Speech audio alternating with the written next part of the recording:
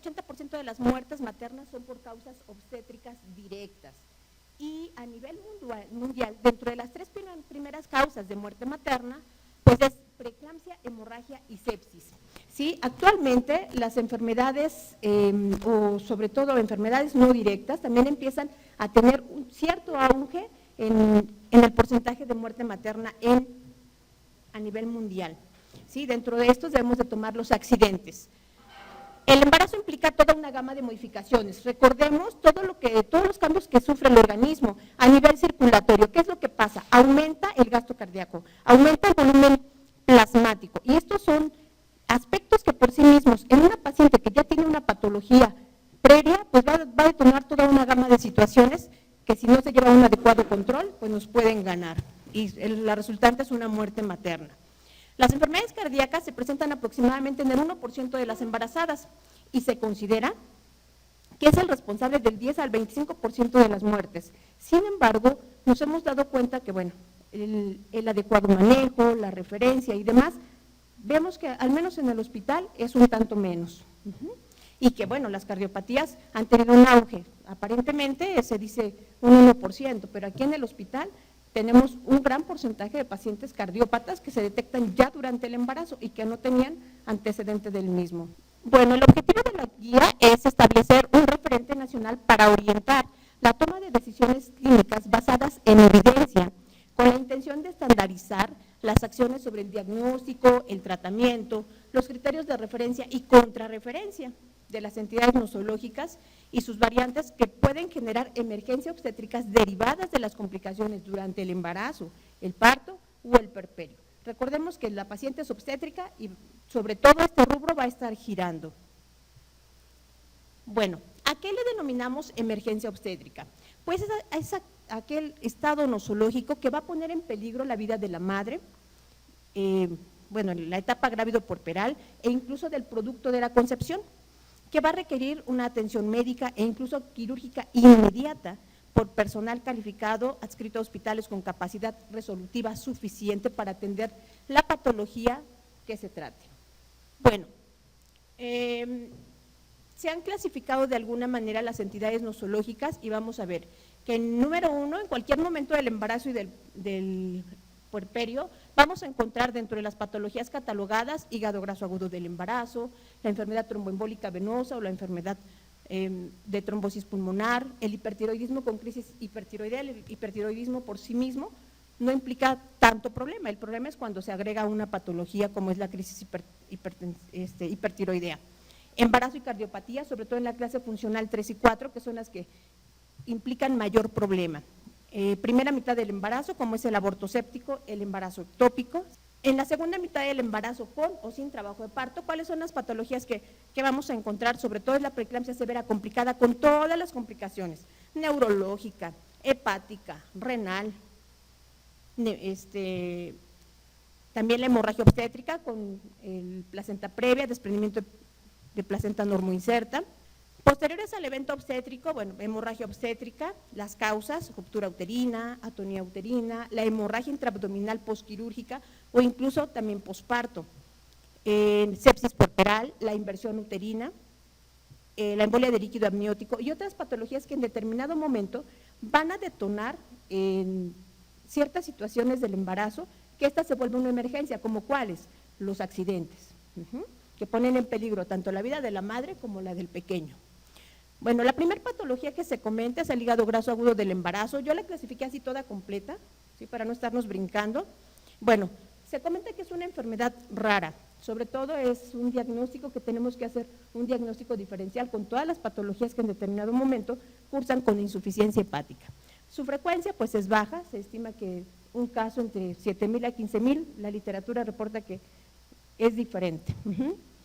Esta se caracteriza por la acumulación de gotas de grasa en el hepatocito, una esteatosis hepática microvesicular, que nos puede llevar a la falla hepática fulminante, a la muerte, y se ha encontrado un defecto en la mitocondria hepática. Sobre todo se presenta en el tercer trimestre del embarazo, es más frecuente en nulíparas y cuando el embarazo es múltiple, el pronóstico se ve agravado. La muerte materna se estima de un 3 a un 12%. Finalmente, la siguiente. la clave de todas las patologías pues va a ser el soporte, pero sobre todo es pensar en ella, determinar y empezar a dar tratamiento. ¿Cuál es el cuadro clínico del hígado graso?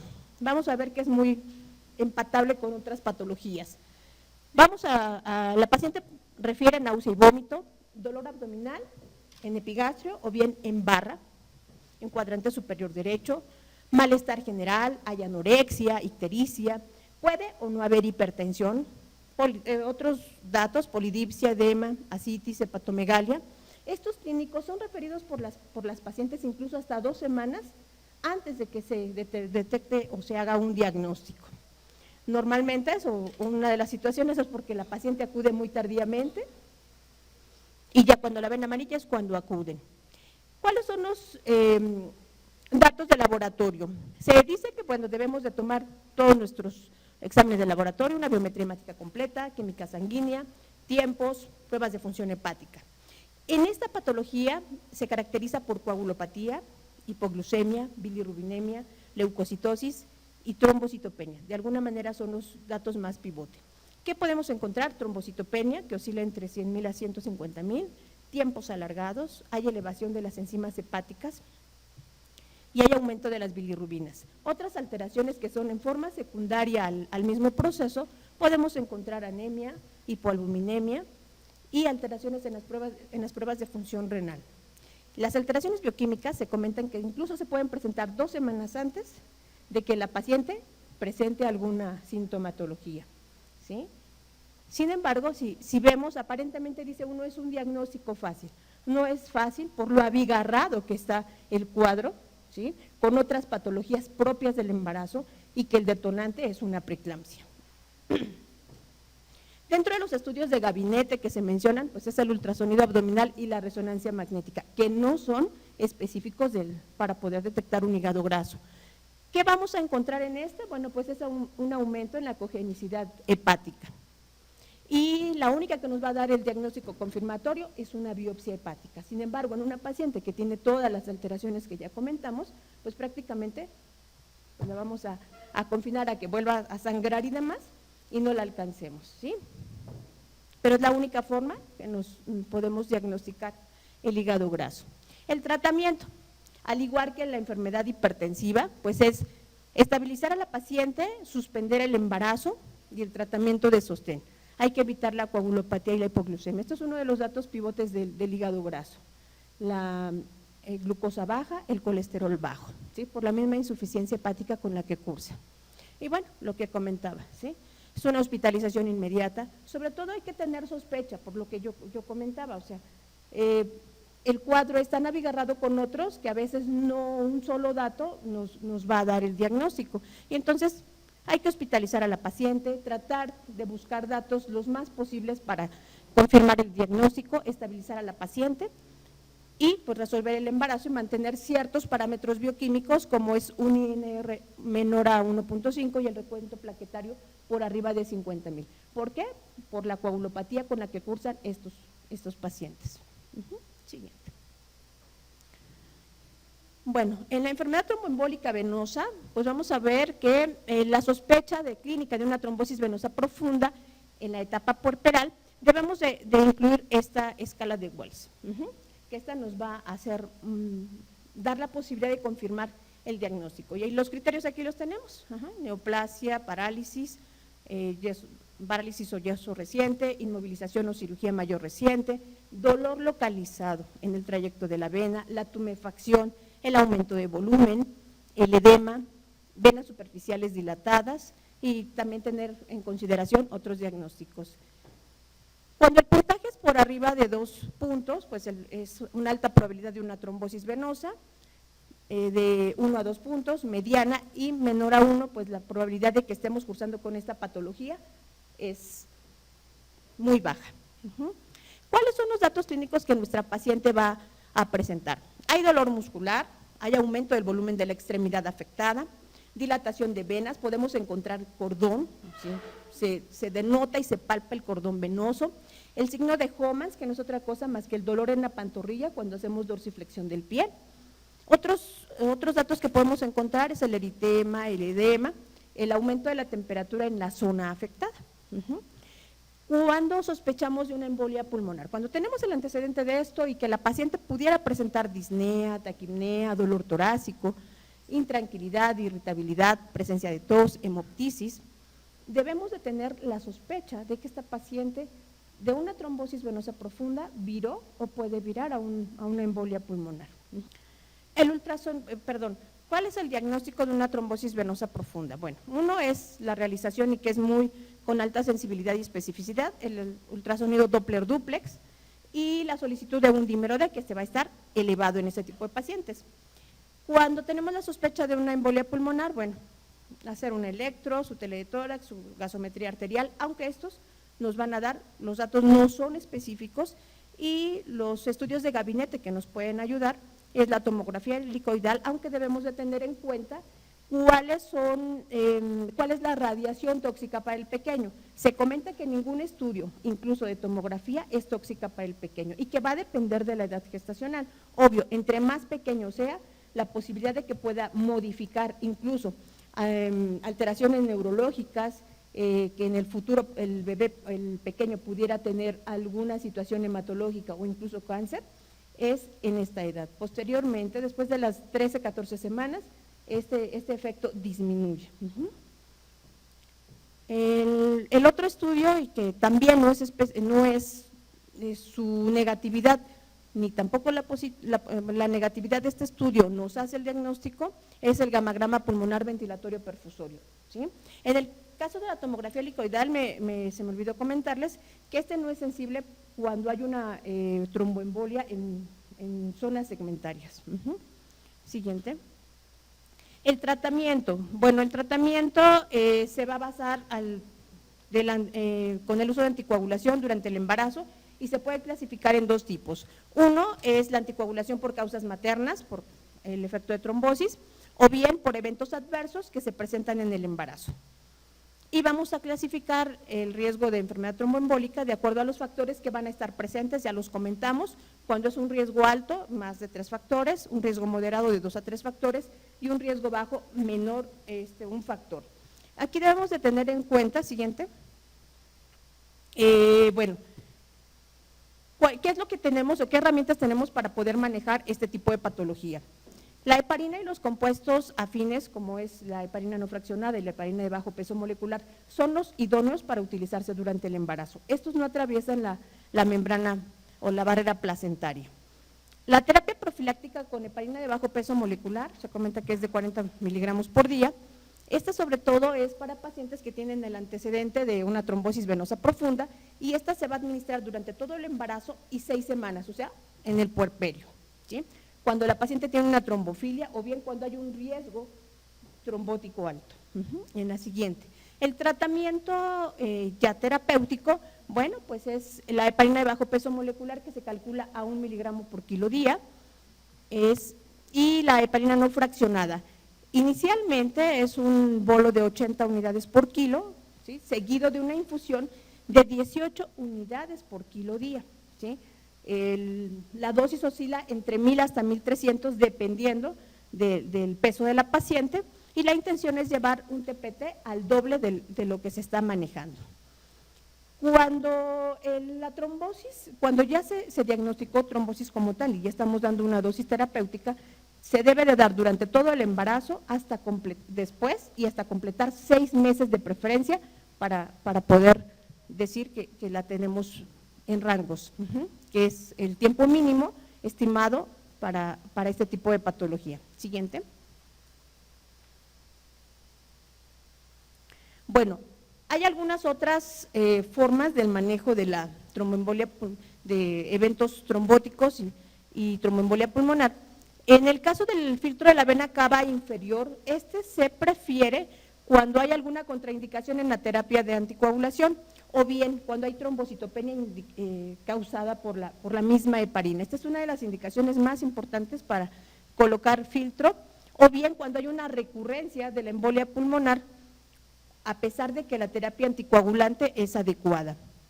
Otra de las herramientas es la embolectomía y Se indica por inestabilidad hemodinámica a pesar de la anticoagulación y bien cuando hay ya un manejo vasopresor. Otra de las formas de manejo es el agentes trombolíticos, sin embargo, en la guía pues no hay evidencia. Recientemente tuvimos una paciente con tromboembolia pulmonar que se trombolizó pues con éxito. La siguiente patología es el hipertiroidismo con crisis hipertiroidea. Bueno, esta también es una complicación, es poco frecuente del hipertiroidismo, se presenta en el 1% de las pacientes con hipertiroidismo. También se considera una emergencia obstétrica por todas las complicaciones y situaciones que se pueden girar alrededor de esta y que es causante del 20 al 30% incluso de la mortalidad en este tipo de pacientes. Los factores precipitantes, pues es un proceso infeccioso, preeclampsia, trabajo de parto, cesárea. Estos tengámoslos bien presentes porque finalmente así nos llegan las pacientes. El diagnóstico, bueno, pues es clínico, el diagnóstico de crisis hipertiroidea. Siguiente. Dentro del cuadro clínico, bueno, pues este está producido por la excesiva producción de hormonas tiroideas. Puede haber el antecedente de infección, preeclampsia, fiebre, taquicardia, arritmias cardíacas, náusea, vómito, diarrea, ictericia, inquietud, puede haber confusión extrema, psicosis, crisis convulsivas, alteraciones del estado de conciencia, incluso llevarla de un estupor a un estado de coma. Siguiente.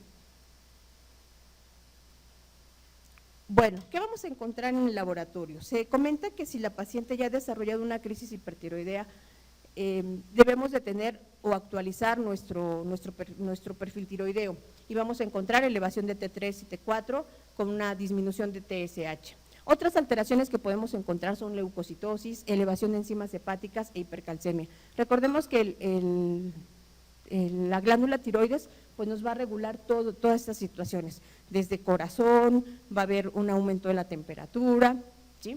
Y si hay una desmedida producción de hormonas tiroideas, pues va a empezar a elevar todo. Siguiente.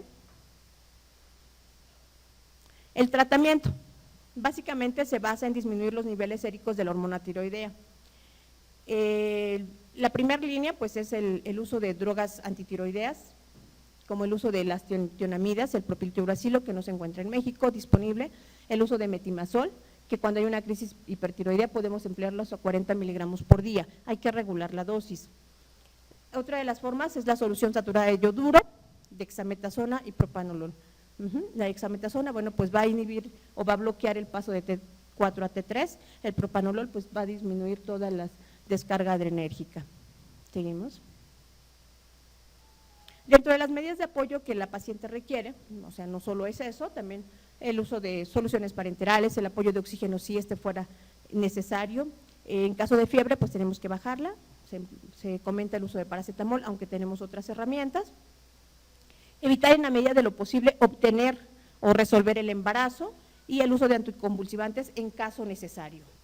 Bueno, en relación a embarazo y cardiopatía, debemos de recordar lo que habíamos comentado al inicio, todos los cambios que en algún momento el cuerpo produce. Hay un aumento del gasto cardíaco entre el 30 y el 50%, este toma o hace un pico máximo entre la semana 24 y 26 y una vez en el posparto, pues ¿qué es lo que pasa? Se incrementa ya que hay de un 60 a un 80% en el sentido de que ya la sangre que iba hacia el útero se va a empezar a hacerse, o sea, va a ir hacia otras partes del organismo y tiene que regresar a corazón. Y ese cambio, ese aumento de volumen, el corazón de una paciente cardiópata no lo puede manejar. Por lo tanto, hay periodos críticos de descompensación en la cardiopatía preexistente, como cuáles son. En la segunda mitad del embarazo, ya comentamos, en el parto y en el puerperio. Por lo tanto, la paciente cardiópata requiere una vigilancia hemodinámica estrecha. Se comenta que pacientes cardiópatas con una cardiopatía congénita, la posibilidad de que su pequeño pudiera tener cardiopatía incrementa de 2 a 20 veces en relación a la población que no tiene antecedentes. Bueno, en relación a las pacientes con cardiopatía clase funcional 1 y 2, bueno, se comenta que no tienen mayor riesgo, sin embargo, sí requieren la valoración del cardiólogo precisamente para evaluar sobre todo que la fracción de expulsión del ventrículo izquierdo y con esto nos quedaríamos tranquilos, por así decirlo. Es una paciente que se considera una paciente de bajo riesgo y van a ser aquellas pacientes que a pesar de la cardiopatía que tienen, pues no tienen un agregado. Aquí las que tendríamos que tener mayor interés o mayor acuciosidad es con las pacientes clase funcional 3 y 4. Sin embargo, las 1 y 2, en algún momento, por algún proceso infeccioso o alguna situación que pudiera desequilibrarlas, se pueden convertir en cardiópatas de alto riesgo. Bueno, ¿cuáles son los padecimientos de mayor riesgo para la vida de la embarazada? La miocardiopatía puerperal, que es un alto porcentaje, infarto del miocardio, disección aórtica, miocardiopatía, hipertensión pulmonar y endocarditis. Recordemos que la presión de la arteria pulmonar es no mayor a 25. Las cardiopatías adquiridas que se asocian con una elevada mortalidad materna, pues es la cardiopatía dilatada perinatal, el infarto del miocardio, estenosis aórtica descompensada, valvulopatías de clase funcional, en hija 3 y 4, la fibrilación auricular y aquellas en menor grado 1 y 2, las que habíamos comentado que en determinado momento por alguna situación externa se descompensan. Bueno, las cardiopatías congénitas asociadas a mortalidad materna, sobre todo es hipertensión pulmonar y síndrome de Eisenmenger. Aquí nosotros tuvimos una muerte por una situación de esta naturaleza, es síndrome Marfan y coartación aórtica. La mortalidad materna se registra de 2 a 4% en embarazadas con prótesis mecánicas que utilizan anticoagulación y en 1% en aquellas con bioprótesis. Siguiente. Bueno, pues esta es la clasificación de la insuficiencia cardíaca. En la clase 1 pues tenemos pacientes con enfermedad cardíaca pero sin limitantes resultantes de la actividad física. En la clase 2 las pacientes se sienten cómodas en reposo pero con cierta actividad física ordinaria, pueden tener fatiga, palpitaciones, disnea y dolor. En la clase 3 se sienten cómodos en reposo pero la actividad física menor a la ordinaria es capaz de presentar o de detonar fatiga, palpitaciones y dolor anquinoso. En la clase 4, aún en reposo, la paciente va a presentar este tipo de problemas. Siguiente. Esto nada más para encuadrarlo en relación a lo que ya habíamos comentado. Los predictores asociados a la morbimortalidad materna, pues tenemos que es la disfunción ventricular, las arritmias, clase funcional en hija avanzada, 3 y 4, cianosis y enfermedades obstructivas del pulmón derecho, cardiomiopatía hipertrófica obstructiva sobre todo. Seguimos.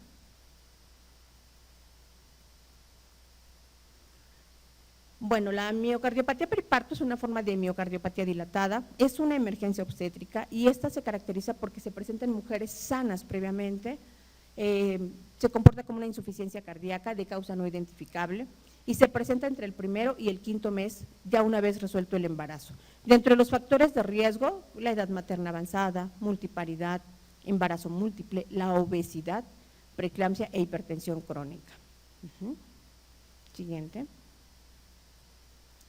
Bueno, la enfermedad valvular cardíaca de origen reumático es la cardiopatía más frecuente en países en vías de desarrollo, sin embargo, con el advenimiento de los antibióticos, pues ha disminuido su incidencia.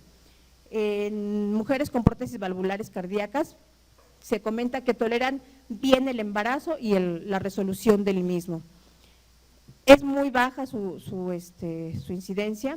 La endocarditis infecciosa es rara en el embarazo, sin embargo, sí se presenta y se presenta en el 0.006% y su mortalidad puede ser alta, mayor al 30%. Y la mayoría de las muertes se van a relacionar con la insuficiencia cardíaca y los eventos embólicos que la misma patología detona.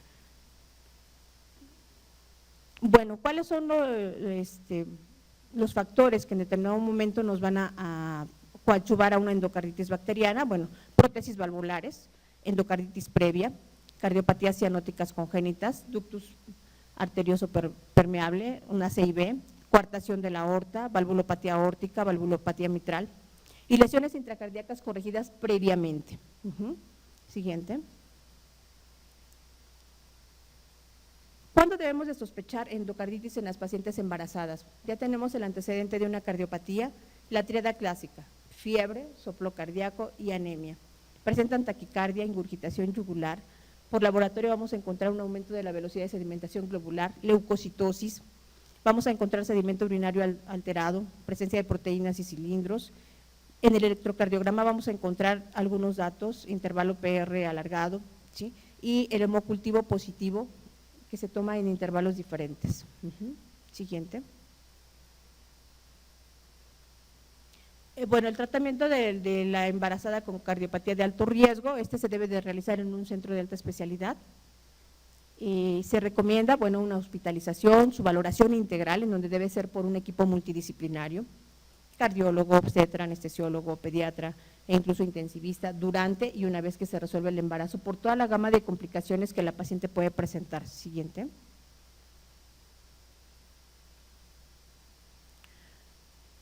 En el caso de pacientes embarazadas con estas situaciones, estenosis mitral, coartación aórtica, síndrome de Marfan, taquiarritmia, fibrilación o flúter auricular, se recomienda el uso de beta bloqueadores o incluso de digoxina.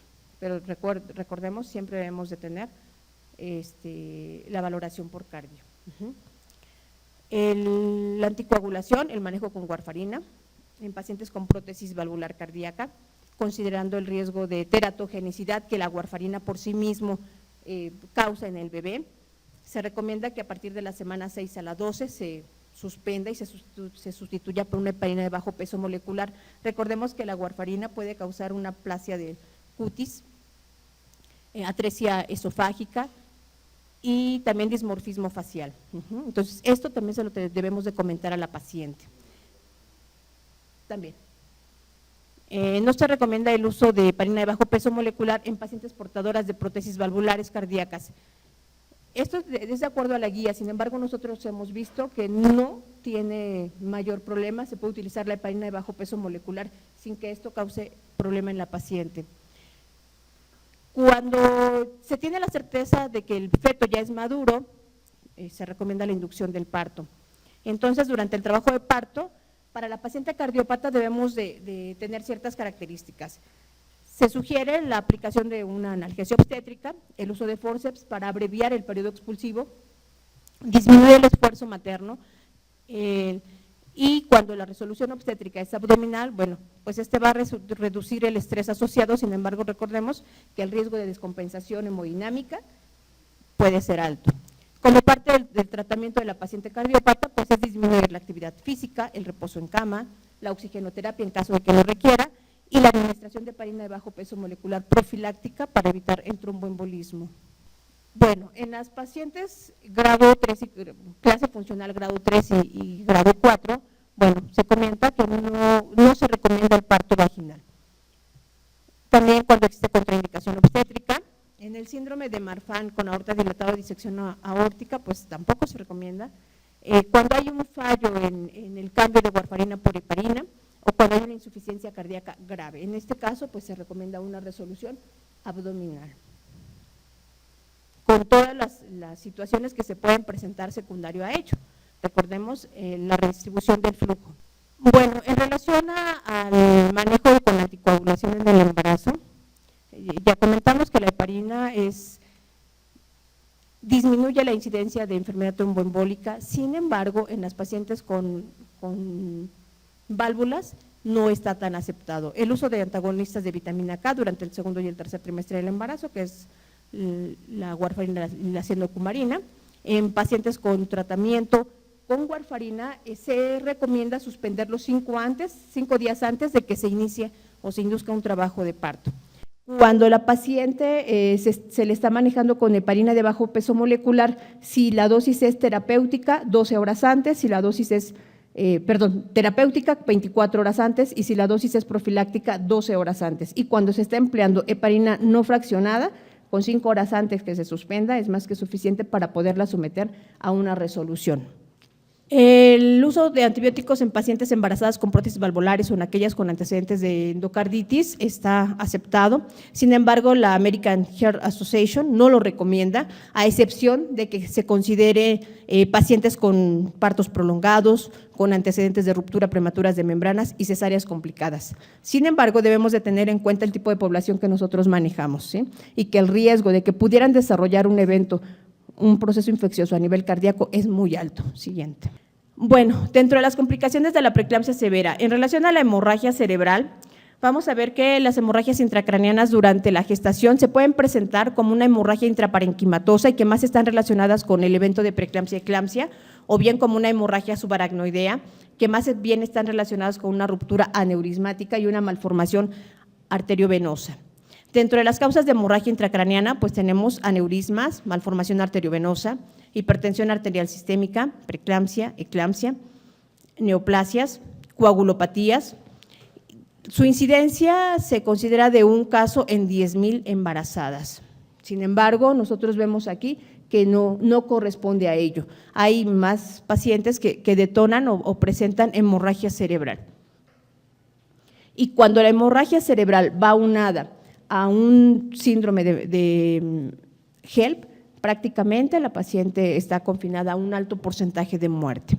Dentro de los datos clínicos que nos pudieran sugerir una hemorragia cerebral, pues tenemos estupor, va a haber alteraciones del estado de alerta, puede haber cefalea intensa, visión borrosa, diplopia incluso, y la presencia de crisis convulsivas repetitivas nos deben de hacer sospechar o debemos de descartar que esa paciente no esté cursando con una hemorragia cerebral.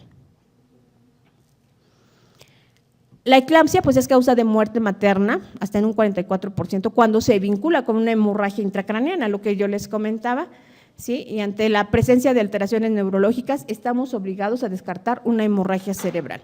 Las manifestaciones ya se comentaron: ceguera temporal, cefalea intensa, hiperreflexia, cefalea que no cede a las maniobras normales, ¿sí? Con un analgésico, y la presencia de convulsiones o incluso del estado de coma que la paciente pueda desarrollar. Dentro de los estudios de gabinete útiles, pues tenemos una tomografía, una resonancia magnética de cráneo. Bueno, aquí tenemos una imagen, en la imagen, para mí, izquierda, en la primera tenemos una hemorragia intracerebral, ¿sí? Y en la siguiente, en la parte occipital, o en la parte posterior, tenemos un evento trombótico. Nosotros nos hemos dado cuenta que aquí en el hospital, de 10 pacientes que presentan crisis convulsivas, al menos 5 de ellas se vinculan con un proceso trombótico, algo que no está reportado siguiente en la misma literatura. Bueno, para englobar todo el manejo de las complicaciones de la preeclampsia, y en este caso en específico de la hemorragia cerebral, va encaminado a 3 rubros: a la reexpansión de volumen circulante. Obvio, la hemorragia cerebral es una emergencia y como tal debemos de disminuir las resistencias vasculares sistémicas. Dentro de estos medicamentos se mencionan el abetalol, el esmolol, hidralacina y nitroglicerina, que no aplican. Este último no aplica. Sin embargo, aquí en el hospital lo único que tenemos es hidralacina, y lo que nosotros hemos empleado para poder disminuir la presión arterial pues es el nitroprusiato, que actualmente ya tampoco lo hay. Y la protección a órgano blanco, o bien tratar de limitar el daño que ya se presentó para que esto no se exacerbe. Lo que les comentaba, el objetivo del tratamiento de la preeclampsia con todas sus complicaciones es el soporte órgano funcional, que debe de ser sistémico, optimizar el volumen intravascular, el control de la presión arterial, la protección a órgano blanco, el tratamiento de las complicaciones y la interrupción del embarazo de acuerdo al estado y la respuesta materno-fetal. Las indicaciones para resolver el embarazo es que haya un deterioro materno, deterioro fetal, o bien una falta de respuesta al tratamiento. Si la paciente ya tiene una hemorragia, la indicación es resolución del embarazo, una vez que esté estable. En el síndrome de HELLP, bueno, pues esta se considera una variante atípica de la preeclampsia severa, ocurre en el 4 al 12% de los casos, se asocia a hemólisis, microangiopatía, elevación de enzimas hepáticas y plaquetopenia. Se presenta más frecuente en mujeres multiparasiañosas en el tercer trimestre o después del embarazo, y la mortalidad materna y perinatal se estima a un superior al 30%. Del 12 al 18% de los casos no presentan hipertensión, tampoco presentan proteinuria. Entonces, esto es lo que nos hace confundirnos con algún otro proceso no obstétrico. El síntoma más frecuente del síndrome de HELLP es la epigastralgia. La gravedad se va a asociar de acuerdo a las alteraciones que tenemos a nivel bioquímico. Por laboratorio, ¿qué vamos a encontrar? Entonces, el síndrome de HELLP, ya sabemos, hay elevación de enzimas hepáticas, hay elevación de bilirrubinas y hay disminución de plaquetas. Pero además, la paciente presenta epigastralgia y cuando la paciente con síndrome de HELLP tiene más riesgo de morbimortalidad es cuando se presentan estos datos, ¿sí? Ya les comentaba yo, una paciente con hemorragia, con hemorragia cerebral y síndrome de HELLP, prácticamente van con un alto porcentaje de muerte. Cuando la paciente de HELLP presenta epigastralgia, hipertensión arterial grave, desprendimiento prematuro de placenta normoinserta, eclampsia, una cuenta plaquetaria por debajo de 50,000, una elevación de enzimas de TGO por arriba de 150 y una creatinina por arriba de 1 miligramo, pues son las pacientes que tienen mayor riesgo de morbimortalidad. Algunas no mueren, pero sí quedan con una deficiencia física a futuro muy importante. Llegan a ser insuficiencia renal crónica y ya no hay posibilidad de poder revertir este tipo de proceso. El diagnóstico diferencial con síndrome hemolítico urémico, una púrpura trombocitopénica trombótica, trombofilias congénitas y adquiridas y el hígado graso agudo del embarazo. De aquí que comentábamos que dadas las alteraciones bioquímicas tan semejantes que tienen una con otra patología, pues es difícil diagnosticar de entrada si es un hígado graso, es un síndrome de HELLP. Todo eso lo tenemos que ir viendo de acuerdo a su evolución y de acuerdo al comportamiento que la misma patología nos va dando pauta. El tratamiento de síndrome de HELLP es lo mismo en relación, por eso les comentaba que el tratamiento de todas las complicaciones de la preeclampsia y todas sus complicaciones es igual, es la reexpansión del volumen circulante, la disminución de las resistencias vasculares sistémicas con los recursos que tenemos, la protección a órgano blanco, la prevención de crisis convulsivas mediante el uso de sulfato de magnesio, que ya está más que aclarado, el uso de dexametasona para disminuir la ruptura de las plaquetas a través del esquema de Magan, que ya incluso en la guía lo comentan, 10 miligramos cada 12 horas, 2 dosis y después 5 miligramos, 2 dosis y suspendemos. Y si el embarazo es menor de 34 semanas, pues el empleo de inductores de madurez pulmonar. Pero recordemos que es una paciente complicada, ¿qué es lo que tenemos que hacer? Es estabilizarla y resolver el embarazo a la brevedad. Entonces, el tratamiento definitivo y curativo del síndrome de HELLP es la interrupción del embarazo. ¿Sí? Una vez que la paciente se encuentra hemodinámicamente estable y se han corregido los trastornos de la coagulación. Siempre, o al menos tenerlo presente, debemos de estabilizar a la paciente para que nuestros resultados sean mejores. Y la interrupción del embarazo pues, va a estar de acuerdo a las condiciones obstétricas, pero si ya hay una complicación, insisto, debemos de abreviar toda la situación y resolver el embarazo para tratar de minimizar toda la gama de complicaciones que la misma patología ofrece. En el caso del hematoma y la ruptura hepática, esta es una complicación rara, catastrófica de la preeclampsia y del síndrome de HELLP. Hemos tenido nosotros alrededor de 6 casos por año de hematoma y ruptura hepática. Un solo hematoma no fue roto, no estuvo roto, al menos en el año pasado. ¿Cuál es el cuadro clínico de una ruptura hepática?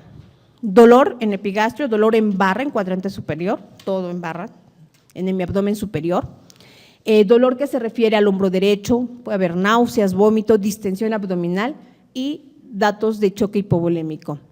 La mayoría de los hematomas pues, van a ocurrir en el lado derecho del lóbulo hepático derecho. Posterior a la ruptura de la cápsula de Gleason, va a haber un deterioro hemodinámico muy importante, ¿sí? Se rompe el hígado y pues empieza a sangrar profusamente. ¿Sí?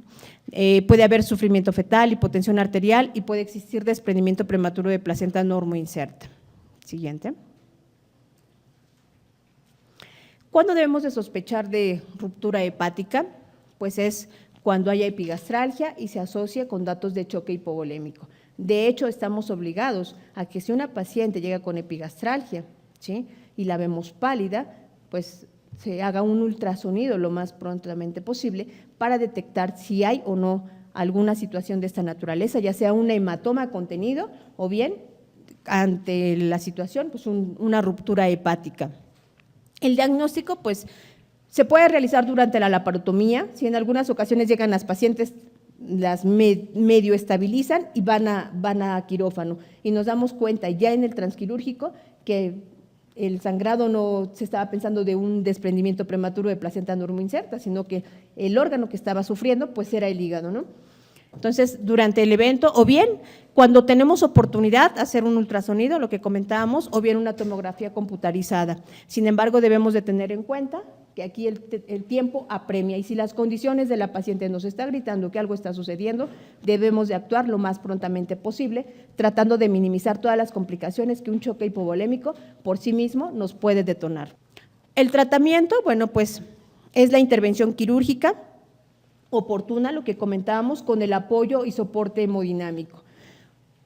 Debe de ser un manejo multidisciplinario, cirujano, obstetra, intensivista, anestesiólogo. Aquí no nos podemos quedar fuera nadie, todos debemos de entrarle porque es una catástrofe cuando se rompe un hígado. Sangra por todos lados, en verdad.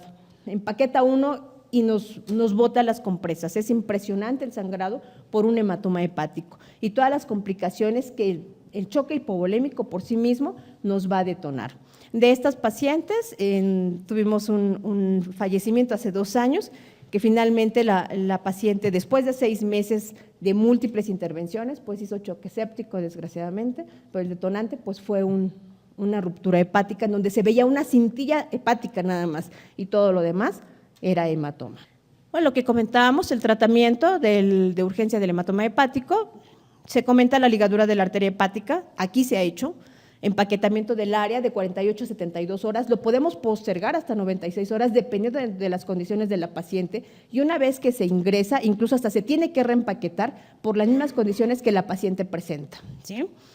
Las medidas hemodinámicas de soporte, la paciente debe de estar con adecuada represión, nuestros parámetros bioquímicos en rangos para que nosotros podamos exponer a la paciente a un evento quirúrgico. En el caso de un hematoma hepático no roto, no realizar evacuación y drenaje. Aquí comentan que realizar la ligadura de la arteria hepática derecha. Sin embargo, con la monitorización por estudios de imagen, si la paciente no tiene ninguna otra situación, se puede hacer la monitorización nada más por estudios de imagen de un hematoma no roto y que obvio no está implicando ni está poniendo en peligro la vida de la paciente, porque ese hematoma por la misma distensión que está causando sobre la cápsula de Gleason puede crecer y entonces tornarse de un no roto a un hematoma roto. Lo que comentábamos, el tratamiento pues es la resolución obstétrica mediante una cesárea, la resucitación adecuada del volumen intravascular, la exploración quirúrgica. Obvio, si estamos empaquetando, lo ideal es dejar un drenaje para visualizar si en determinado momento las compresas ya no son suficientes y nos está rebasando el sangrado, ¿sí? Ahora, eventos de hipertensión pueden hacer que se reactive el sangrado. Entonces, estas pacientes deben de estar bien monitorizadas, vigiladas en todos los aspectos. Es un apoyo multisistémico. Dentro de las técnicas quirúrgicas, pues ya se comentaba, se comenta en la guía la embolización de la arteria hepática, lobectomía y trasplante hepático, pero en las condiciones en que la paciente está, yo creo que un trasplante no lo aguanta. El manejo de las pacientes con hematoma o ruptura siempre debe de ser en una terapia intensiva, ¿sí? Por las complicaciones, sobre todo el sangrado masivo y las complicaciones que un choque hipovolémico puede virar hacia un CIRA, un proceso infeccioso, lo que les comentaba, lo que le pasó a nuestra paciente, y la falla orgánica múltiple que estas pacientes hacen, porque finalmente hacen falla hepática, falla hematológica y en forma secundaria pues nos empieza a fallar el corazoncito. Si no tenemos un adecuado volumen, algo está sucediendo. Siguiente. En relación a la coagulación intravascular diseminada, son múltiples patologías, Es un síndrome que se caracteriza por la activación masiva generalizada y permanente del sistema de coagulación. Se caracteriza por un sangrado excesivo, hay trombocitopenia por debajo de 100.000, el fibrinógeno plasmático por debajo de 300 miligramos y hay productos líticos de fibrina. Dentro de las causas se comenta el desprendimiento, y ya lo sabemos, desprendimiento prematuro de placenta normoinserta, la embolia de líquido amniótico, procesos sépticos, el feto muerto, choque hipovolémico secundario, hemorragia, ya vemos que detonan, nos hacen el camino o la evolución es hacia una coagulación intravascular, hígado graso, las pacientes de preeclampsia complicadas con HELP. Finalmente, todas las pacientes que tienen una alteración y que nos pueden producir hemorragia, podemos caer o detonar hacia una coagulación intravascular diseminada. El tratamiento, bueno, pues es mantener un adecuado volumen intravascular, reemplazar, que finalmente la paciente si está perdiendo sangre, tenemos que suministrarle sangre, los componentes sanguíneos, de acuerdo a los parámetros del laboratorio, la resolución del embarazo, en el caso de coagulación intravascular diseminada y sufrimiento fetal, cuando hay esta asociación, y la vía de resolución va a ser de acuerdo a las condiciones obstétricas, ¿sí? Pero en la coagulación intravascular diseminada no nos espera, es un evento detonante. Siguiente. En el caso de la insuficiencia renal aguda, bueno, también es una complicación de la preeclampsia, se causa por la lesión endotelial glomerular y la vasoconstricción, la cual se manifiesta en la patología, en la preeclampsia. Recordemos el estado hemodinámico de la paciente preeclámptica, que está hipovolémica e hiperdinámica. Va a ocurrir en el 10% de las pacientes que presentan preeclampsia severa y hasta en un 30 o un 40% de las pacientes que desarrollan HELP. La mayoría de las pacientes con HELP hacen lesión renal aguda, ¿sí? La causa inicialmente es prerrenal por la hipoperfusión y posteriormente evoluciona a una causa intrarrenal, ¿sí? Entonces, nos hace una necrosis tubular aguda. ¿Cuáles son los datos que nos deben de hacer sospechar en una insuficiencia renal aguda? La presencia de edema, la presencia de oliguria, hematuria, eventos trombolíticos. Cuando nuestra creatinina se incrementa 1 miligramo en 24 horas, nuestra creatinina sérica es mayor a 1.13, ¿sí? Y cuando mi volumen urinario es menor a 0.5 mililitros kilo hora. Entonces, tenemos que empezar a sospechar de que ese riñón está sufriendo y que, vamos, esta patología es evolutiva, no se detiene y se empieza a llevar todas las funciones de los órganos. Entonces, por laboratorio vamos a encontrar una creatinina sérica elevada. Al realizar nuestras pruebas de función renal, vamos a encontrar una depuración de creatinina incluso por debajo de 60. De acuerdo a la guía, se comenta que por debajo de 25, pero ya 25 ya ese riñón ya está completamente depletado. En el caso de las pacientes, debemos de diferenciar de un proceso de deshidratación o una neuropatía obstructiva. Sin embargo, estas pacientes están hipovolémicas. Recordemos que la paciente preeclámptica así se comporta. Entonces, lo que requiere es volumen, pero también tenemos que ayudarle a mover ese volumen para que no se nos empiece a encharcar, porque es la otra situación de la paciente preeclámptica. Pasamos volumen y empezamos a ver que empieza a incrementar el edema en forma exagerada. Y nuestros volúmenes urinarios están totalmente depletados. El tratamiento pues consiste en la adecuada represión volumétrica, el adecuado control de cifras tensionales, este es el punto pivote, el adecuado control de cifras tensionales, lograr volúmenes urinarios volúmenes urinarios adecuados, empleando medicamentos como es el diurético de ASA, ¿sí? Para tratar de aumentar la tasa de flujo intratubular y disminuir la obstrucción intratubular y con ello el daño celular resultante. Se comentan incluso el uso de dopamina, que es muy controversial y lo único que hace es mejora el volumen urinario, pero no nos va a rescatar a la paciente del daño renal que ya tiene. Incluso podemos utilizar un bolo de furosemide, ¿sí? tratando de rescatarla del proceso del evento agudo que hacen las pacientes, porque llegan horas que cero orina, ¿sí? Entonces tenemos que tratar de revertir ese proceso, tratando de limitar el proceso renal y el daño renal tan severo que estas pacientes llegan a hacer y llegan a la anuria. Entonces, en ese caso tenemos que echar mano de otros recursos. En el caso de la fase oligoanúrica de la insuficiencia renal, pues lo único que nos queda es la terapia de reemplazo renal, que puede ser bien a través de diálisis peritoneal o bien hemodiálisis, ¿sí? Y los objetivos pues es corregir la indicación y mejorar las condiciones y la evolución durante el embarazo y el puerperio, ¿sí? Entonces, nosotros hemos empleado tanto la diálisis peritoneal como la hemodiálisis, dependiendo también de las condiciones de la paciente. Si la paciente está hemodinámicamente muy inestable, es muy difícil poderla someter a una hemodiálisis. Dentro de las indicaciones de la terapia dialítica en pacientes con preeclampsia y eclampsia, pues es un edema agudo pulmonar que no responde al tratamiento diurético, la acidosis metabólica persistente, la hipercalemia, la elevación de creatinina sérica, o sea, finalmente ya es una falla renal y tenemos que hacer algo. No orina, tenemos que buscar otras alternativas de manejo y la única pues es la terapia dialítica. En el caso de la eclampsia, bueno, pues el diagnóstico se establece cuando la paciente presenta hipertensión arterial, edema, proteinuria, pero además agregamos la presencia de convulsiones y alteraciones en el estado de vigilia.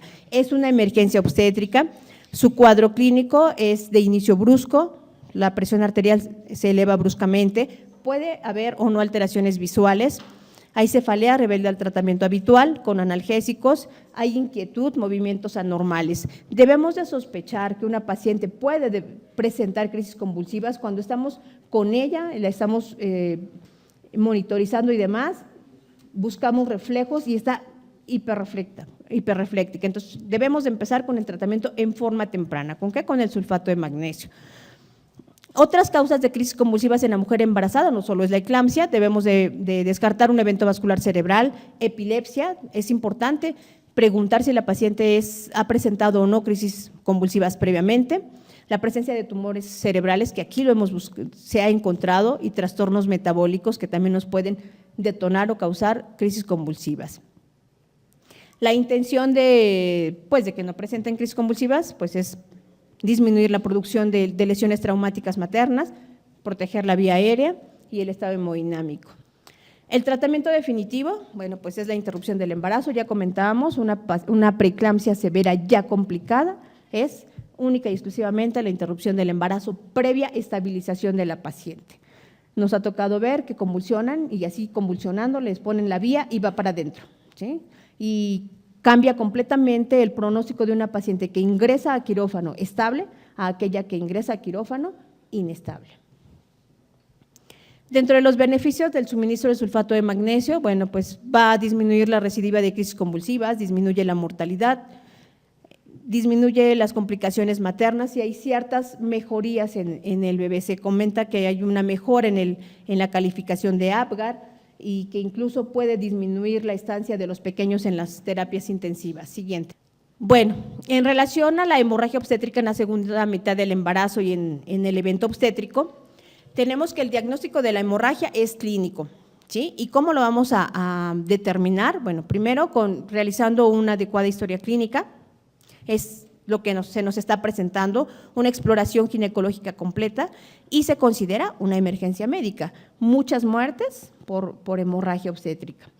Les comentaba yo que dentro de las principales causas es la preeclampsia y la hemorragia, y en algunos momentos del transcurso del tiempo la hemorragia está por arriba incluso de la preeclampsia. Y en los últimos meses hemos visto que los eventos hemorrágicos, al menos en el hospital, se han disparado en forma muy importante. En este cuadro se trata de englobar algunas de las patologías que nos causan hemorragia y que, bueno, ponen en peligro la vida de la paciente. En el caso de la placenta previa, sus factores de riesgo, pensando en una paciente que llega, ¿sí? Tenemos la anamnesis que yo les comentaba, preguntar, ¿tiene la paciente una cirugía uterina previa? Edad materna de 35 años, antecedente de placenta previa, porque es reincidente incluso, periodo intergenésico corto y algunos otros factores de riesgo como tabaquismo, multiparidad, el consumo de cocaína y de anfetaminas también se ha relacionado con la presencia de placenta previa. El cuadro clínico, bueno, pues sabemos que es un sangrado transvaginal, es rojo, brillante, es indoloro, ¿sí? La cantidad va a variar. Esta se presenta en el segundo trimestre del embarazo, sin actividad uterina, puede presentarse posterior al coito. Aquí lo importante es no hacer tactos vaginales, incluso hacer una especuloscopía para determinar el origen del sangrado y la cuantía del mismo. Los estudios de imagen que nos permiten diagnosticar la placenta previa, pues es un ultrasonido intravaginal, que es de elección, se ha visto que no causa mayor problema para la paciente y que nos permite el diagnóstico, sobre todo cuando la placenta es previa y posterior, ¿sí? Que es una de las ventajas. Cuando no se tiene el transductor, el tipo de transductor, bueno, pues se puede hacer un ultrasonido al final del segundo trimestre del embarazo con una vejiga llena, tratando de buscar el reborde placentario. El tratamiento va a depender de la cuantificación del sangrado. Tenemos que estabilizar a la paciente hemodinámicamente hablando, vigilar el bienestar fetal. Si es un embarazo menor de 34 semanas, el suministro de inductores de madurez pulmonar, vigilar el sangrado. Si el sangrado es activo, estabilizar e interrumpir el embarazo. Si el sangrado remite, podemos continuar el embarazo, ¿sí? Tenemos que detectar si hay o no actividad uterina. En el caso del desprendimiento prematuro de placenta normoinserta, bueno, hay factores de riesgo ya bien definidos: miomatosis uterina, hipertensión arterial sistémica crónica, multiparidad, antecedente de desprendimiento, el cordón umbilical corto, la sobredistensión uterina, antecedente de tabaquismo, preeclampsia, edad materna mayor a 35 años, la ruptura de membranas, también es un factor de riesgo. El cuadro clínico, aquí es diferente, hay hipertonía uterina, dolor, el útero está doloroso, el sangrado es diferente, sangrado oscuro. Hay repercusión fetal, dependiendo de la cantidad del sangrado, pues es como vamos a tener las repercusiones en el pequeño.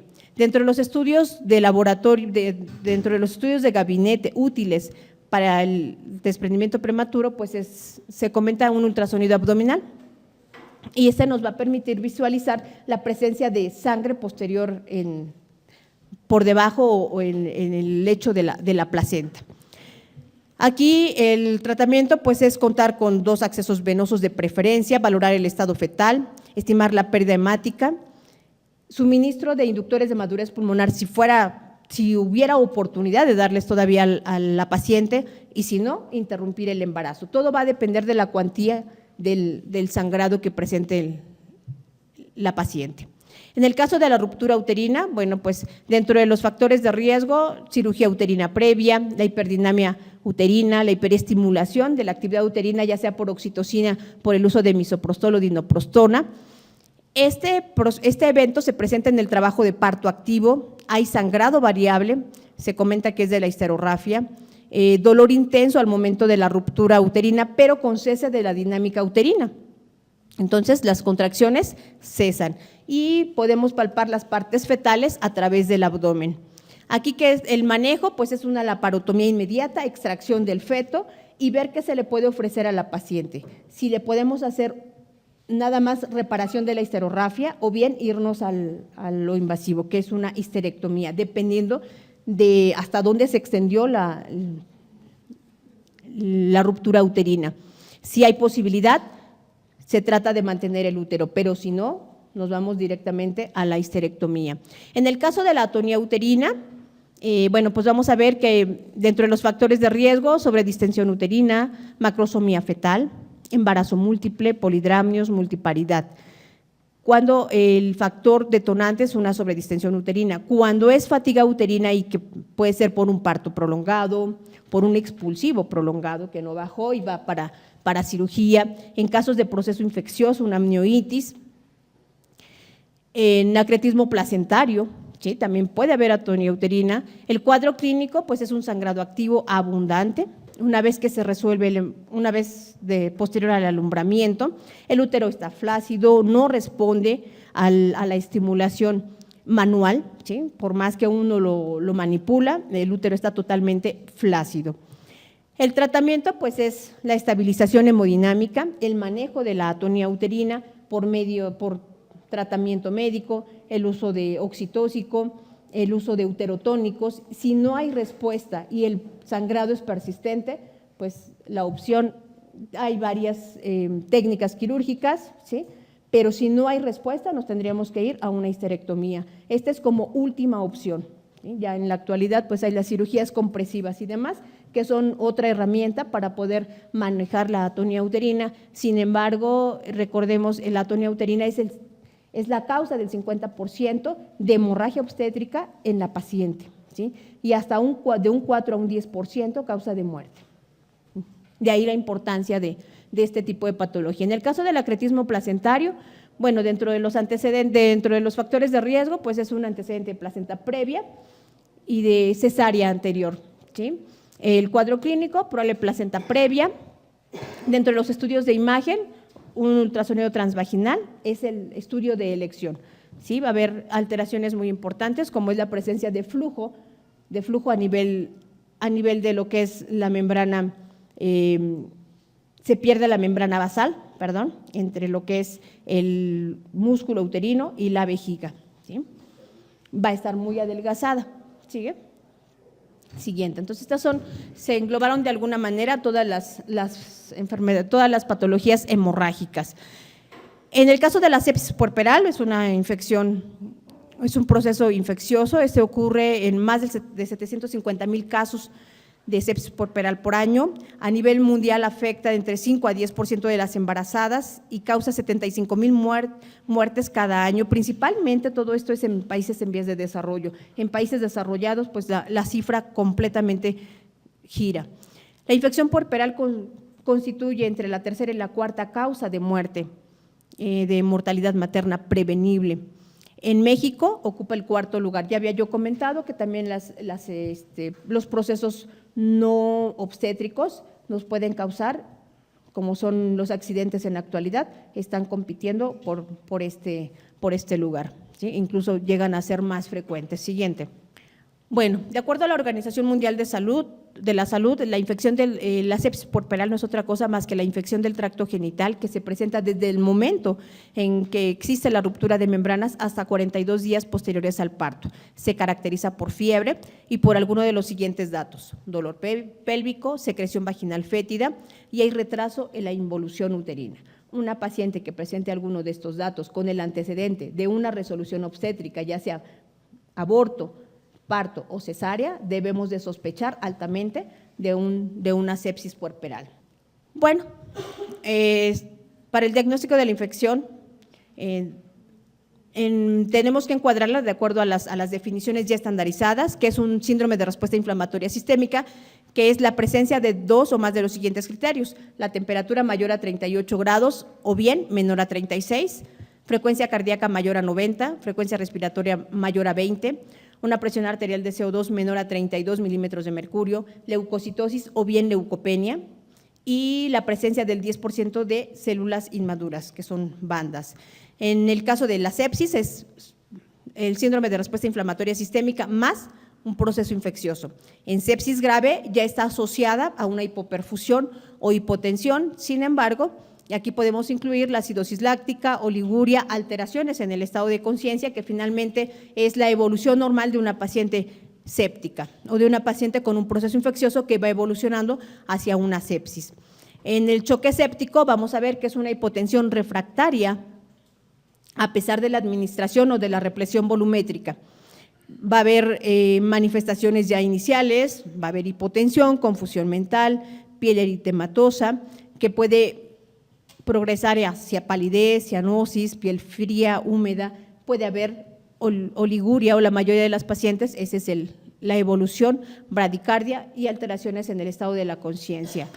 Bueno, entonces ya comentábamos en qué pacientes debemos de sospechar sepsis puerperal: aquellas que tienen el antecedente de un evento obstétrico reciente, el dolor pélvico, el sangrado transvaginal fétido, y ahí después se van a agregar otros datos como es dejan de comer, se sienten mal, están irritables, hay escalofríos, hay malestar general. En la exploración física, durante la exploración bimanual vamos a encontrar que hay una hipersensibilidad uterina. Cuando nosotros tocamos fondos de saco, están muy sensibles, podemos encontrar incluso que se encuentren abombados, dependiendo si hay o no, incluso colecciones.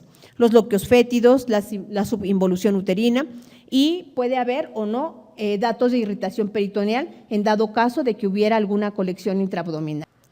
Dentro de las complicaciones que se asocian a sepsis puerperal y que finalmente es la progresión del cuadro, cuando se dan tratamientos y no se da una vigilancia adecuada de la paciente, abscesos pélvicos, infección en el sitio quirúrgico, tromboflebitis venosa séptica o la retención de restos placentarios. La tromboflebitis venosa séptica, recordemos que puede ser incluso causar muerte en este tipo de pacientes y no darnos oportunidad de poderle ofrecer nada, porque hacen trombosis sépticos, por émbolos sépticos. Siguiente.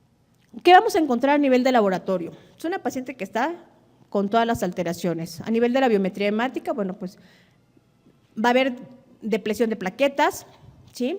Va a haber aumento de leucocitos o bien disminución de leucocitos, ya habíamos comentado. A nivel de la química sanguínea puede haber aumento de la creatinina, tiempos de coagulación se van a alargar, las pruebas de función hepático también se alteran en el proceso de sepsis, finalmente hay una repercusión multisistémica. En la gasometría arterial podemos encontrar acidosis. En el examen general de orina también estamos obligados a descartar algún proceso infeccioso a este nivel que van de la mano en una paciente en una paciente con recién antecedente de resolución obstétrica, una de las principales complicaciones y causa de infección son las infecciones de vías urinarias. Debemos de tomar cultivos. La toma de hemocultivo central y periférico se prefiere que sea 1 hora antes de que se inicie la terapia antimicrobiana. Debemos de mandar a cultivar todo lo que salga de la paciente, la secreción vaginal, los restos incluso, para ver cuál es el germen causal que nos está detonando el proceso. Sin embargo, se comenta que es muy difícil determinar el germen causal por laboratorio. Algunos estudios de gabinete que no son de utilidad es el ultrasonido, la tomografía de abdomen, ya esto es cuando estamos pensando en alguna colección, o bien que la paciente, a pesar de estar con un tratamiento antimicrobiano de amplio espectro, no hay mejoría y la evolución es hacia el deterioro. En el caso del tratamiento farmacológico, bueno, pues si tenemos que la etiología es polimicrobiana y dentro de los gérmenes causales del tracto genital, los aerobios, pues aquí los comentamos, estreptococo beta hemolítico del grupo A y B, enterococo, estafilococo, E. coli, Klebsiella y Proteus, anaerobios como Peptococcus, Peptostreptococcus bacteroides, Clostridium, Fusobacterium, entre otros. Comentábamos, rara vez se confirma por laboratorio la etiología de la infección y el tratamiento en asepsis puerperal es empírico. Si ya tenemos la sospecha y tenemos ya varios datos que nos encuadran, nos engloban hacia una asepsis puerperal, la primera línea de manejo se estima que es un aminoglucósido con clindamicina. Dentro de los aminoglucósidos, el que comenta la guía es gentamicina, ¿sí? Y la clindamicina, pues nos vamos a 900 miligramos cada 8 horas, la genta es hasta 80 miligramos por dosis. La segunda línea, finalmente, de manejo, pues es combinar una cefalosporina con metronidazol, ¿sí? El tratamiento quirúrgico, bueno, pues va a depender de lo que tengamos. Si nada más es el útero se logró involucionar, se hace una revisión de cavidad, que puede ser revisión como tal, o bien acompañada o armada de un legrado uterino instrumental. Y la otra es ya un procedimiento quirúrgico invasivo, cuando ya, a pesar del tratamiento médico, ya se le hizo todo y empieza el deterioro de la paciente, o bien ya se está sospechando de alguna colección abdominal, entonces tenemos que entrar a la parotomía exploradora, realizar el procedimiento que se requiera dependiendo del órgano que esté afectado. Si hay proceso que esté tomando lo que son trompas u ovario, pues incluso hacer una salpingoforectomía o bien determinar si incluso haríamos una histerectomía, ¿sí? El lavado de cavidad, los drenajes pertinentes y la cobertura antimicrobiana. Pero va a depender de la condición y de la situación de la paciente. En el caso de la inversión uterina, pues es una complicación que se presenta ya en el parto, ¿sí? Provoca una hemorragia grave, se considera una emergencia obstétrica. Dentro de las principales causas de inversión uterina, pues es la presión desmedida en el fondo uterino o bien la tracción también desmedida del cordón umbilical.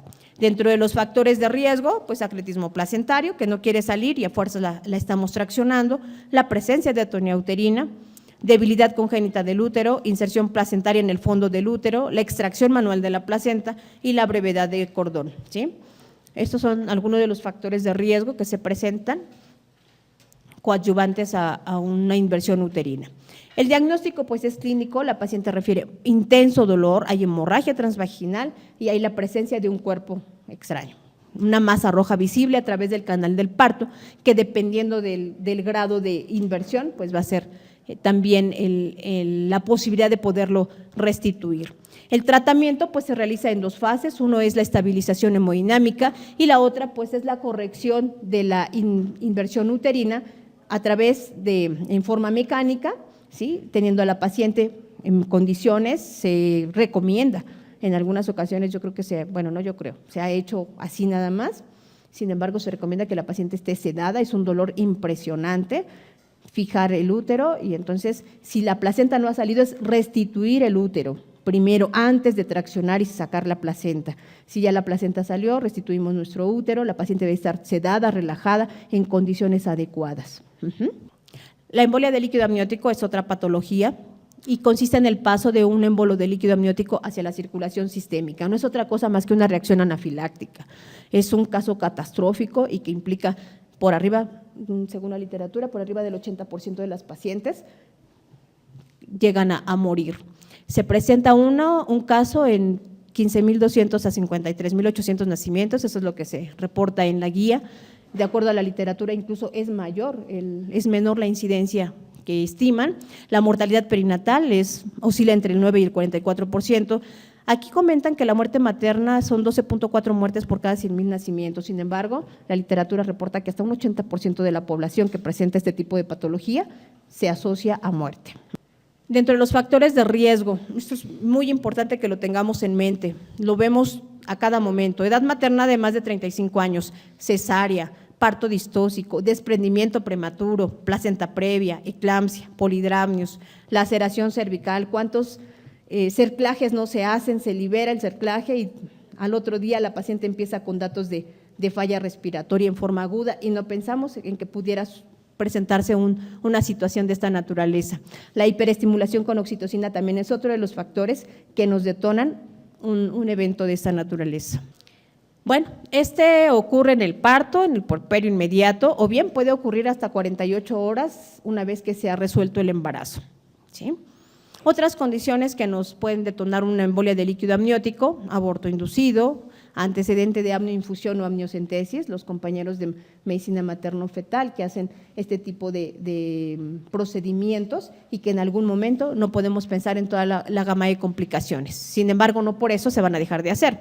El antecedente de trauma abdominal, el antecedente de la remoción de suturas cervicales, o bien aquellas pacientes en las que se extrajo la placenta en forma manual, ¿sí? También es otro de los coadyuvantes para poder detonar un evento de esta naturaleza. E insisto, es un evento catastrófico. El cuadro clínico es de inicio súbito, hay dolor torácico, disnea, taquipnea, cianosis, náuseas, vómito, ansiedad, hay colapso vascular, que comentábamos, se comporta como una reacción anafiláctica, hipotensión severa, arritmias cardíacas, hay datos de edema agudo pulmón, alteraciones del estado mental, hemorragia, no da oportunidad de nada. Ya me tocó en alguna ocasión vivirlo y es espantoso. En 5 minutos la paciente cae en paro, ¿sí? Entonces, es una situación catastrófica en donde única y exclusivamente es el tratamiento multiorgánico, hasta lograr revertir el evento. Dentro de los estudios de laboratorio que no son específicos para la enfermedad, porque no hay ningún estudio que nos diga por aquí va el camino y es una embolia de líquido amniótico, pero que finalmente forman parte de debemos de contar con una biometría hemática completa, pruebas de coagulación. Ya comentamos, estas pacientes presentan coagulopatía, su gasometría arterial, enzimas cardíacas, electrolitos. Finalmente, el tratamiento es como cualquier otra patología. Bueno, los estudios de laboratorio solicitados, el tratamiento es completamente diferente, ya dijimos que es multisistémico, el apoyo multiorgánico de estas pacientes. Dentro de los estudios de gabinete, un electrocardiograma, ¿sí? La radiografía de tórax, en donde vamos a encontrar áreas difusas de opacidades homogéneas o heterogéneas. No hay un estudio más que la biopsia pulmonar, es la única que nos puede decir que la paciente presentó o no una embolia de líquido amniótico. Sin embargo, la evolución y progresión del cuadro sí nos inclina y nos lleva hacia esa patología. El tratamiento pues es de soporte, vía aérea permeable, las pacientes terminan intubadas, ¿sí? El control hemodinámico, el soporte transfusional, el monitoreo continuo. Estas pacientes deben de estar en terapia intensiva y se les debe de ofrecer lo mayor posible. Sin embargo, insisto, el porcentaje de muerte es muy alto y la evolución, la forma de comportamiento de la misma patología es pues muy cansado, porque vamos viendo cómo la paciente se nos va deteriorando.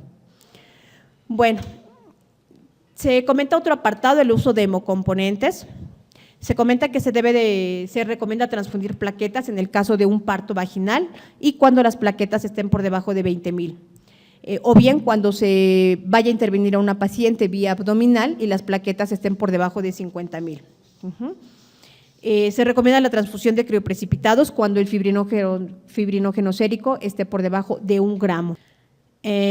Cuando la cuenta plaquetaria se encuentra por debajo de 50,000 o sangrado activo, también debemos de suministrar plaquetas.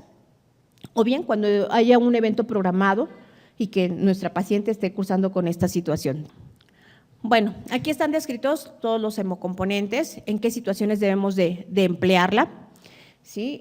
Cuando tenemos un choque hemorrágico y finalmente la mujer embarazada se prepara durante el embarazo para una vez que se resuelve el embarazo, pues no llegar a esa situación.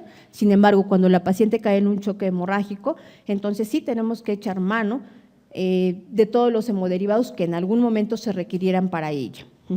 Se estima que el concentrado eritrocitario se suministra cuando la paciente tiene menos de 8 gramos de hemoglobina, pero recordemos, la paciente embarazada con 1,5 litros que haya perdido no tiene tanta repercusión sistémica y debemos de estar alertas ante la situación de que en cualquier momento esa paciente puede virar de una paciente estable a una paciente inestable y que puede modificar completamente todo el panorama de esta paciente, ¿sí? En el caso de la paciente con hemorragia, bueno, pues tenemos el uso de la transfusión masiva, que es por arriba de 2,000 mililitros, ¿sí? Si ya la paciente tiene repercusión hemodinámica, tenemos que hacer recuperación con concentrados eritrocitarios con plasma, ¿sí?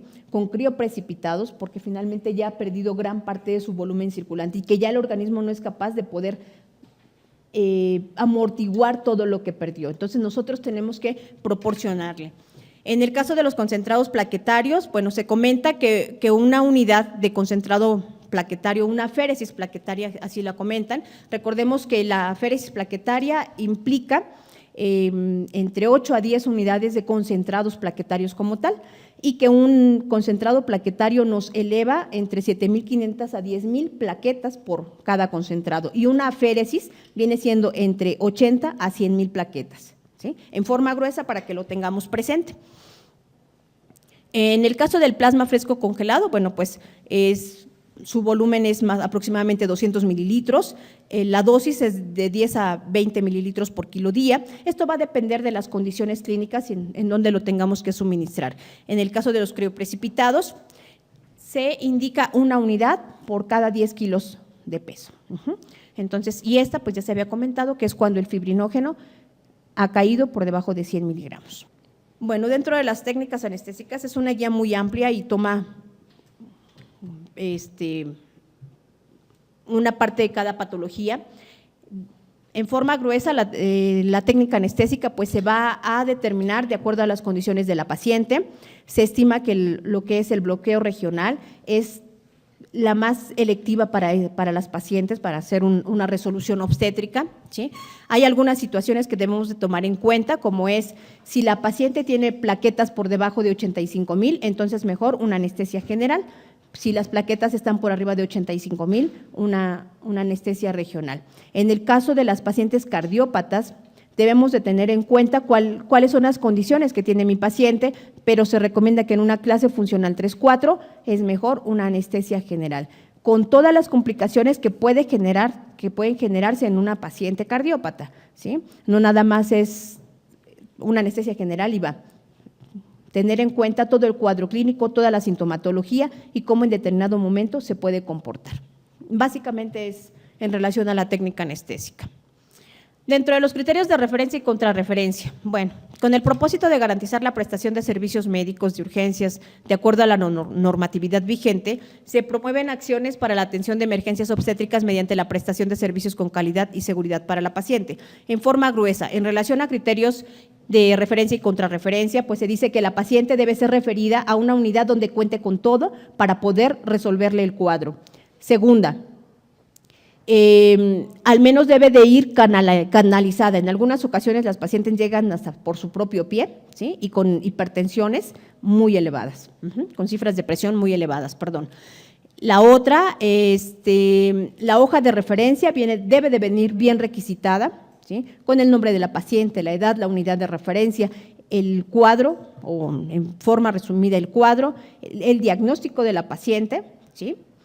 El nombre completo del médico, su cédula y todo bien establecido, de acuerdo lo marca la norma. Bueno, es lo mismo que les comentaba y además ellos agregan que debe de ser referida con el consentimiento informado. Ahí quedaría yo un tanto en desacuerdo porque finalmente es en la unidad donde va a ingresar, ahí se tiene que firmar otro consentimiento informado porque la invasión de la paciente va a ser completamente diferente. consentimiento informado sería para la unidad que la está refiriéndose. Bueno, aquí está así como muy raro, ¿no? Dice que no se debe de referir a la paciente con sepsis puerperal bajo estas condiciones, pero son todas las pacientes, no las debemos de referir inestables, las debemos de referir con al menos con una vena canalizada. Si la paciente está despierta y nos entiende y demás, no habría por qué invadir la vía aérea, pero si la paciente está inconsciente y en situaciones que ella no puede tolerar un traslado, entonces tenemos que invadir la vía aérea. Por otro lado, el traslado que implique más de 2 horas debemos de tenerlo en consideración, si se traslada o no se traslada a la paciente. Lo ideal es estabilizar y a la brevedad enviarla. Nunca enviarla en forma inestable, porque esto implica mayor problema.